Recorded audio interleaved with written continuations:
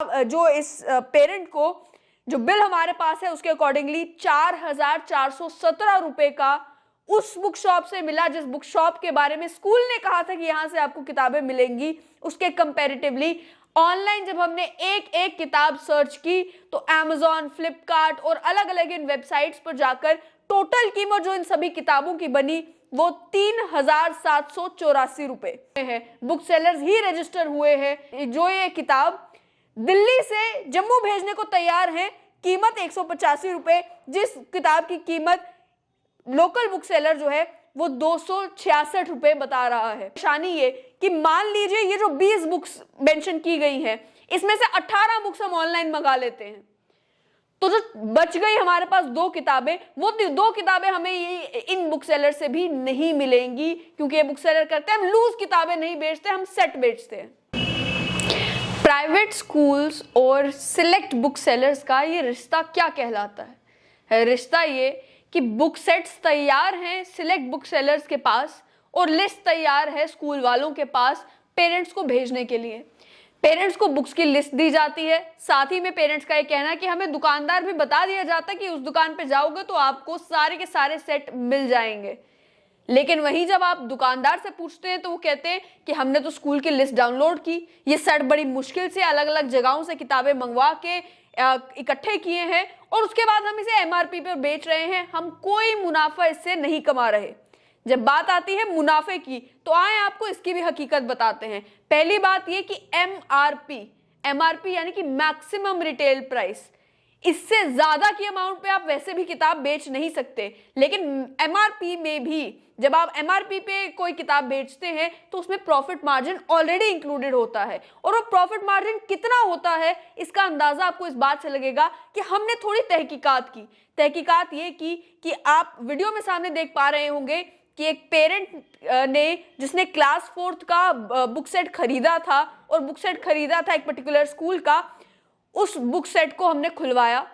एक एक किताब उसमें से देखी, एक एक किताब का जो प्राइस है वो नोट डाउन किया और फिर मालूम करने की कोशिश की कि ये किताबें अगर आप ऑनलाइन मंगाने की कोशिश करते हैं या किसी और दुकानदार से खरीदने की कोशिश करते हैं तो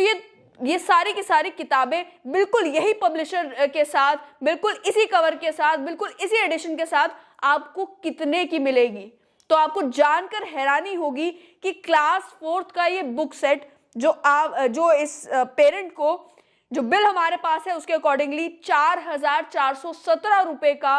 उस बुक शॉप से मिला जिस बुक शॉप के बारे में स्कूल ने कहा था कि यहां से आपको किताबें मिलेंगी। उसके कंपैरेटिवली ऑनलाइन जब हमने एक एक किताब सर्च की तो Amazon, फ्लिपकार्ट और अलग अलग इन वेबसाइट्स पर जाकर टोटल कीमत जो इन सभी किताबों की बनी वो 3,784 रुपए, यानी कि 633 रुपीज एक्स्ट्रा ये इस एक क्लास 4th के बुक सेट में बनता है। और आप ये ना सोचें कि अब जो दुकानदार है वो कहे कि नहीं, जो ऑनलाइन बुक सेलर है, ऑनलाइन बुक सेलर जो है वो बिल्कुल प्रॉफिट का ख्याल नहीं रख रहा। ऑनलाइन Amazon या फ्लिपकार्ट के ऊपर भी दुकानदार ही रजिस्टर हुए हैं, बुक सेलर्स ही रजिस्टर हुए हैं जो ये किताब दिल्ली से जम्मू भेजने को तैयार हैं। कीमत 185 रुपए, जिस किताब की कीमत लोकल बुक सेलर जो है वो 266 रुपए बता रहा है।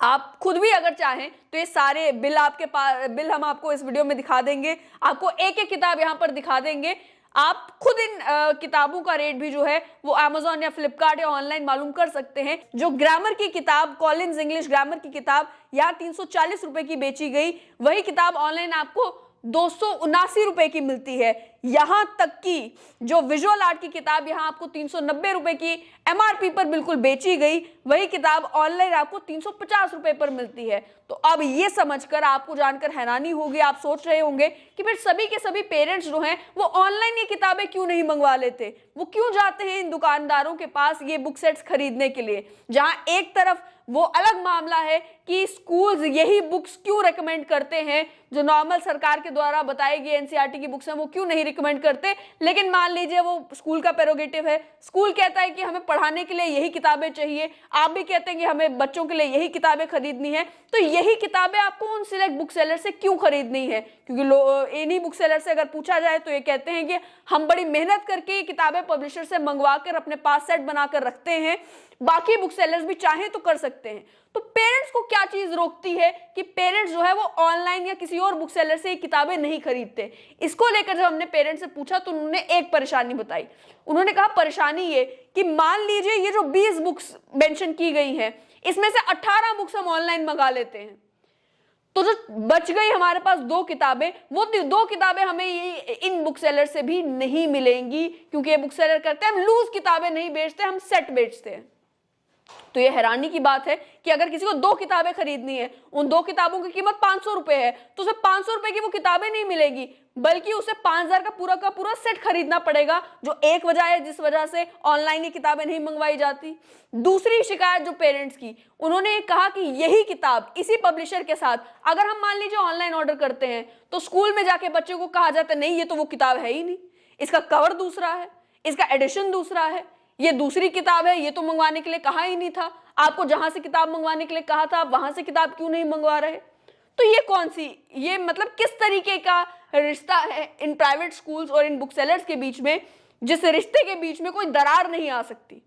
और वहीं ऑनलाइन अगर बुक्स मंगवाने की बात की जाए तो अलग अलग कारण है। कुछ पेरेंट्स कहेंगे हमारे पास समय नहीं है कि हम ऑनलाइन एक एक बुक सर्च करें, और वहीं कुछ पेरेंट्स का ये भी कहना है कि जो बुक लिस्ट हमें दी जाती है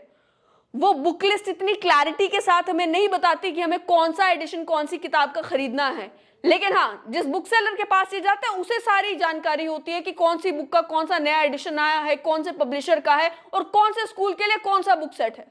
तभी वही कारण है कि जो बिल्स है, बिल्स के ऊपर भी स्कूल का नाम लिखा हुआ रहता है कि इस स्कूल के लिए इस क्लास का ये बुक सेट, इस स्कूल के इस क्लास के लिए ये बुक सेट। और यहां तक ही नहीं, बल्कि नोटबुक्स के कवर्स तक, प्रिंटेड नोटबुक के कवर्स तक आपको इन कुछ दुकानों पर मिलेंगे। अब बुक्स के मामले में तो आप जानते हैं कि बुक्स तो कोई भी कहीं से भी मंगवा सकता है, लेकिन इन नोटबुक कवर्स में भी कितना कितना मुनाफा कमाया जा रहा है, इसका अंदाजा आपको इस बात से लगेगा कि अगर आप इंडिया मार्ट या ऑनलाइन किसी भी वेबसाइट से प्रिंटेड नोटबुक कवर्स मंगवाना चाहते हैं तो आपको 50 पैसा पर पीस पर जो है ये प्रिंटेड नोटबुक कवर्स मिल जाएंगे। मान लीजिए 50 पैसा पर पीस होगा बल्क ऑर्डर के लिए, तो मैक्सिमम से मैक्सिमम भी 2 रुपए पर पीस आपको लगेगा कि प्रिंटेड नोटबुक कवर के लिए काफी है, चाहे वो कलर्ड हो चाहे वो ब्राउन हो, 2 रुपए मैक्सिमम बनता है। लेकिन इस बिल में आप साफ तौर पर देख सकते हैं कि 15 कवर्स खरीदने के लिए 120 रुपए चार्ज किए गए हैं, यानी कि 8 रुपए पर पीस चार्ज किए गए हैं। अगर 2 रुपए भी चार्ज किए होते, 3 रुपए भी चार्ज किए होते, तो मैक्सिमम से मैक्सिमम कितने रुपए बनते? 30 रुपए बनते, 45 रुपए बनते। यहां 120 रुपए चार्ज किए गए हैं, तो सोचिए कितने टाइम्स प्रॉफिट जो है वो हायर है। आप सोचेंगे कि 80 रुपए 90 रुपए से क्या फर्क पड़ता है? 80 रुपए 90 रुपए से फर्क तब नहीं पड़ता हो जब एक बुक सेट कोई खरीद रहा हो, लेकिन जहां दिन के 100,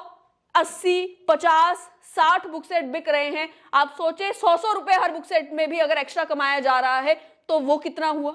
वहीं 600 रुपए का अगर डिफरेंस बुक्स के बीच में आ रहा है वो कितना हुआ? नोटबुक्स, जिस नोटबुक की कीमत मार्केट में 20 रुपए, 25 रुपए, 30 रुपए तक है, उसे 50 रुपए, 60 रुपए, 65 रुपए तक अगर बेचा जा रहा है तो कितना प्रॉफिट जो है वो कमाया जा रहा है। और किस एक्सपेंस पर?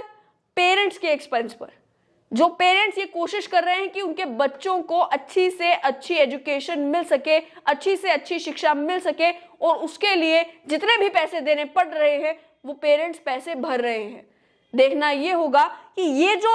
तथ्य सामने निकल कर आए हैं कि एक किताब का सेट